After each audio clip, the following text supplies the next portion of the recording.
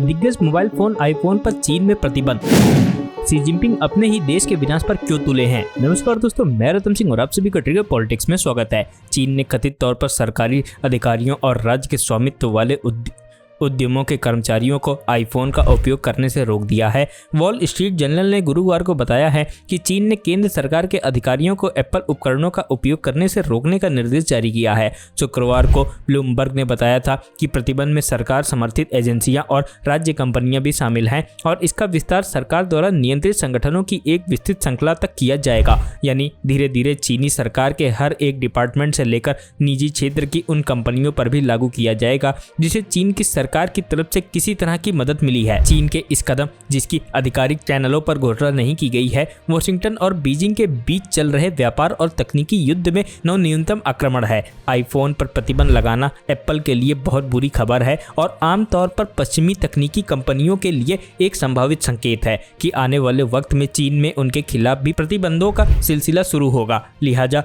Observers के लिए प्रतिबंध चीन पर नजर रखने वालों के लिए पूरी तरह से आश्चर्यचकित करने वाली नहीं है। संयुक्त राज्य अमेरिका और चीन ने एक दूसरे पर अपनी आर्थिक निर्भरता को कम करने के लिए कदम उठाए हैं, क्योंकि दोनों पक्ष निवेश और व्यापार पर कथित राष्ट्रीय सुरक्षा चिंताओं को प्राथमिकता दे रहे हैं। एक्सपोर्ट्स के मुताबिक बीजिंग ने विदेशी टेक्नोलॉजी पर अपनी निर्भरता कम करने और घरेलू कंपनियों को बढ़ावा देने के प्रयास तेज कर दिए हैं, जिसमें शेंजन स्थित हुआवे भी शामिल है, जिसके नए $1200 मेट 60 प्रो स्मार्टफोन की तकनीकी विशेषज्ञों ने आईफोन को टक्कर देने वाला बताया है। बैंक ऑफ अमेरिका ने मेट 60 प्रो स्मार्टफोन के हालिया लॉन्च को देखते हुए आईफोन प्रतिबंध के दिलचस्प समय पर गौर किया है। अल जजीरा की एक रिपोर्ट में इकोनॉमिस्ट इंटेलिजेंस यूनिट की चीन विशेषज्ञ चिम ली ने कहा कि आईफोन के व्यक्तिगत उपयोग को सीमित करना, जो स्थानीय नेटवर्क तक पहुंच सकता है और पर्यावरणीय डेटा एकत्र कर सकता है, साइबर सुरक्षा को मजबूत करने के लिए सरकार की प्रतिबद्धता के अनुरूप है। ली ने कहा कि चीन कम से कम 2016 से नए कानूनों और